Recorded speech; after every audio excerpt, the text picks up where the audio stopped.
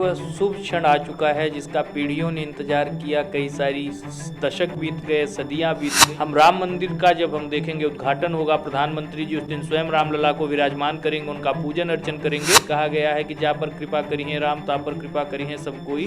काफ़ी वर्षों का संघर्ष है, कई लोगों ने बलिदान दिए। सेवा करना चाहते थे, कार सेवा कर रहे थे, उनके ऊपर गोली चलाने जैसा एक विभत्स प्रकरण हुआ। कई सारे लोगों ने दंगों में जान गंवाई। जब से बीजेपी सत्ता में आई है, कई ऐसी चीज़ें हो रही, मंदिर निर्माण हो रहे हैं, चाहे हम मंदिर का रिनोवेशन हो रहा हो, चाहे महाकाल लोक की बात हो। और हम देख रहे हैं कि यह जो पूरा एक महाकाल लोक की बात कर लें, काशी विश्वनाथ लोक की बात कर लें, इस प्रकार के जो प्रधानमंत्री जी के सार्थक प्रयास हैं, उनका आर्थिक दृष्टिकोण से भी बेहद सकारात्मक परिणाम सामने आया है। हम अकेले उज्जैन की बात कर लें, जहां पर सामान्य दिनों में 25-30 हज़ार लोग एक दिन में आते थे।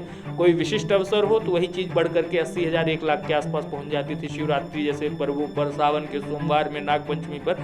लेकिन अब सामान्यतः देखा जा रहा है कि दिन में 2-3 लाख लोग आ रहे हैं। उज्जैन में सावन के दौरान इतनी ज़्यादा भीड़ आई, वहाँ पर टूरिज्म का कारोबार जिस तरीके से बढ़ा, होटल इंडस्ट्री बढ़ी, ट्रांसपोर्टेशन के बिजनेस बढ़े और छोटे छोटे उद्योग लोगों के स्थापित हुए, तो इसने एक पूरी अर्थव्यवस्था को भी संचालित किया है। तो स्वाभाविक आज हमारे साथ हैं शिवम शुक्ला जी, जो कि भाजपा के प्रदेश प्रवक्ता हैं। और चूँकि हम राम मंदिर यात्रा निकाल रहे हैं और लोगों के भाव जान रहे हैं भगवान राम को लेके, मंदिर को लेकर, तो इसी कड़ी में आज हमें शिवम शुक्ला जी के साथ, आइए आज हम उनसे जानते हैं कि राम मंदिर को लेकर उनके अंदर क्या उत्सुकता है और आगे वो इसको लेकर लोगों में क्या संदेश देना चाहते हैं। शिवम जी, स्वागत है आपका। नमस्कार। राम मंदिर अभी बनकर लगभग तैयार है और रामलला भी अभी विराजमान होने वाले हैं। 22 तारीख का वो दिन है और हर भारतीय के लिए गर्व करने का दिन है। तो पहले तो हमारे दर्शकों को आप क्या संदेश देना चाहेंगे?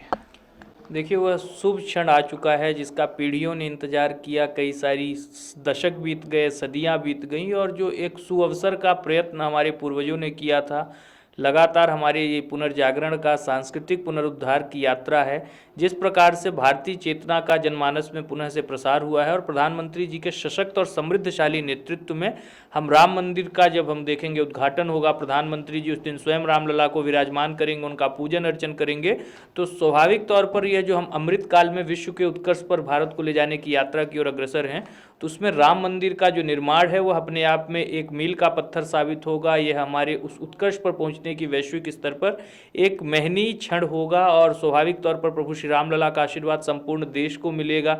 और वैसे भी मानस में भी कहा गया है कि जा पर कृपा करी है राम, ता पर कृपा करी है सब कोई। तो स्वाभाविक तौर पर प्रभु श्री राम के आशीर्वाद और उनकी अनुकंपा से देश का विकास भी उसी गति के साथ आगे बढ़ेगा और राम मंदिर जो कई पीढ़ियों का स्वप्न था वह पूर्ण होने जा रहा है और प्रधानमंत्री जी के यशस्वी नेतृत्व में वह क्षण आया है। तो स्वाभाविक तौर पर पूरे देश के लिए एक गौरवान्वित करने वाला अवसर रहेगा। मैं तो पूरे देशवासियों से, पूरे प्रदेश के वासियों से कामना करूंगा कि वह भी उस विलक्षण क्षण के कहीं न कहीं सहभागी अथवा साक्षी बने, ताकि एक इतिहास में दर्ज होने का सुअवसर जो हमें मिला है हम उसमें अपने हिस्से का योगदान अर्पित कर सकें। देखा जाए तो काफ़ी वर्षों का संघर्ष है, कई लोगों ने बलिदान दिए हैं, क्या कहेंगे इसमें?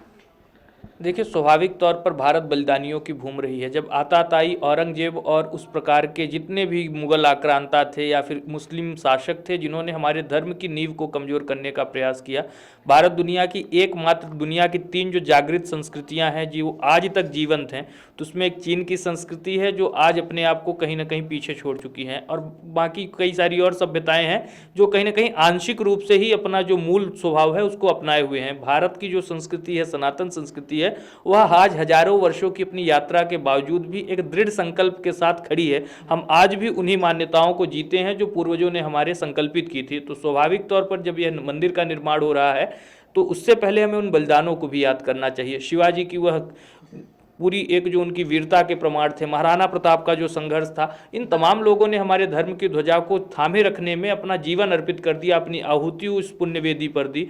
और स्वाभाविक तौर पर 91 के आसपास जो आंदोलन हुआ, हमारी यह कितना पीड़ादायी है कि हमारे देश में आज़ादी के बाद, जबकि हमारे देश की लोकतांत्रिक सरकार चुनी गई थी, उस दौरान भी सिर्फ और सिर्फ वोट बैंक की राजनीति के लिए जो लोग राम की सेवा करना चाहते थे, कार सेवा कर रहे थे, उनके ऊपर गोली चलाने जैसा एक विभत्स प्रकरण हुआ। कई सारे लोगों ने दंगों में जान गंवाई। तो इस प्रकार की पूरी चीज़ों को पार करते हुए हमारा राष्ट्र आज इस मुकाम पर खड़ा हुआ है कि हम अपने आराध्य को, उनको जहाँ उनका जन्म हुआ था उस स्थल पर जाकर के पूजन अर्चन उनका कर पाएंगे, उस जमीन पर हमारा अधिकार हो पाया है। तो स्वाभाविक तौर पर यह एक ऐतिहासिक क्षण है और हमें उन बलिदानियों के बलिदान को भी याद करना चाहिए। कोठारी बंधुओं की हम बात कर लें, जिन्होंने अपना सर्वस्व इस आंदोलन में न्यौछावर कर दिया। उनकी बहन की शादी थी, उन्होंने वह छोड़ करके राम की सेवा में स्वयं को अर्पित किया। तो हमारी उनके साथ श्रद्धांजलि है, मैं उनको श्रद्धा सुमन अर्पित करता हूँ। और साथ ही साथ हम इस यह जो गौरव का क्षण आया है, तो उस अवसर पर मेरी ईश्वर से कामना है कि भगवान उनकी भी आत्मा को शांति प्रदान करें। उनके संघर्षों का जो परिणाम था वह बहुत ही सुखद रूप में सामने आ रहा है। रामलला जी के विराजमान होने के बाद यह तमाम चीज़ें जिनके लिए संघर्ष किया गया वह वास्तव में कहीं न कहीं परिभूत होंगी। एक चीज़ और देखने में आई है कि जब से बीजेपी सत्ता में आई है, कई ऐसी चीज़ें हो रही हैं, मंदिर निर्माण हो रहे हैं, चाहे हम मंदिर का रिनोवेशन हो रहा हो, चाहे महाकाल की बात हो, तो बीजेपी एक अपना पूरा सेट कर चुकी है कि हम भारत को हिंदू राष्ट्र की तरफ ले जा रहे हैं। इस पर आप क्या कहेंगे? देखिए, सबसे प्राथमिक चीज़ यह है कि अगर हम हिंदू राष्ट्र की बात करते हैं तो सबसे पहले हमें इस अवधारणा को समझना चाहिए। यह कोई राजनीतिक विचार नहीं है। हम सांस्कृतिक रूप से हिंदू राष्ट्र हैं, राजनीतिक रूप से हमने एक सेकुलर कॉन्स्टिट्यूशन को अपनाया है और हम उसको प्रमोट और एक्नॉलेज करते हैं। लेकिन जब भी सांस्कृतिक चीज़ की बात आएगी, जिस चीज़ का उद्भव इस जमीन पर हुआ, तो स्वाभाविक तौर पर दुनिया में हिंदू धर्म है और उसके साथ परस्पर रूप से जितने भी मत और संप्रदाय सामने आए वह कहीं ना कहीं हमारे भाग हैं। चाहे सिख संप्रदाय की हम बात कर लें, जैन, बुद्ध और इस प्रकार के कई सारे दर्शन हमारे हिंदू दर्शन के अंदर ही परिभूत हुए। तो सबसे जो महत्वपूर्ण बिंदु है, हमें यह समझना चाहिए कि यह कोई हिंदू राष्ट्र बनाने का प्रयास नहीं है। हमारे समाज में हमेशा जो हमारी आर्थिक गतिविधियां रही हैं पुरातन काल से ही, वह धर्म के इर्द गिर्द घूमती थी।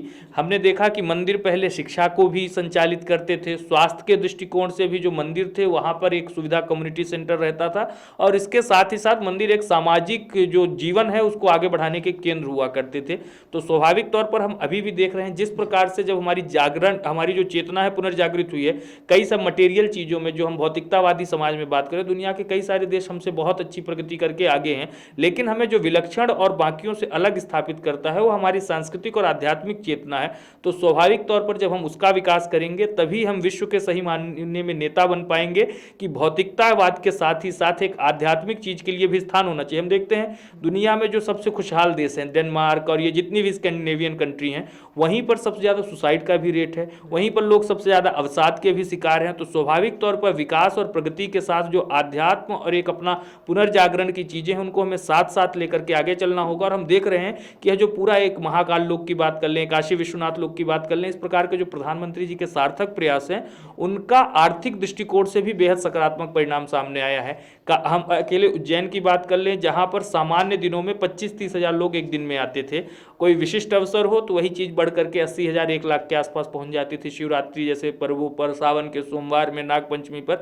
लेकिन अब सामान्यतः देखा जा रहा है कि दिन में 2-3 लाख लोग आ रहे हैं। उज्जैन में सावन के दौरान इतनी ज़्यादा भीड़ आई, वहाँ पर टूरिज्म का कारोबार जिस तरीके से बढ़ा, होटल इंडस्ट्री बढ़ी, ट्रांसपोर्टेशन के बिजनेस बढ़े और छोटे छोटे उद्योग लोगों के स्थापित हुए। तो इसने एक पूरी अर्थव्यवस्था को भी संचालित किया है। तो स्वाभाविक तौर पर जो लोग पहले कहीं ना कहीं अपने जीवन में आनंद ढूंढने विदेशों में जाया करते थे, उन स्थानों पर जाया करते थे जिनका कोई महत्व नहीं है, अब वह अपनी आध्यात्मिक केंद्रों में जा रहे हैं और वहाँ पर उनको जीवन के सही मायने और मकसद मिल रहे हैं। तो स्वाभाविक तौर पर यह जो महाकाल लोक और इस प्रकार के स्थल हैं वो हमारे देश के पुनर्जागरण में एक महत्वपूर्ण अपनी भूमिका का निर्वहन करेंगे।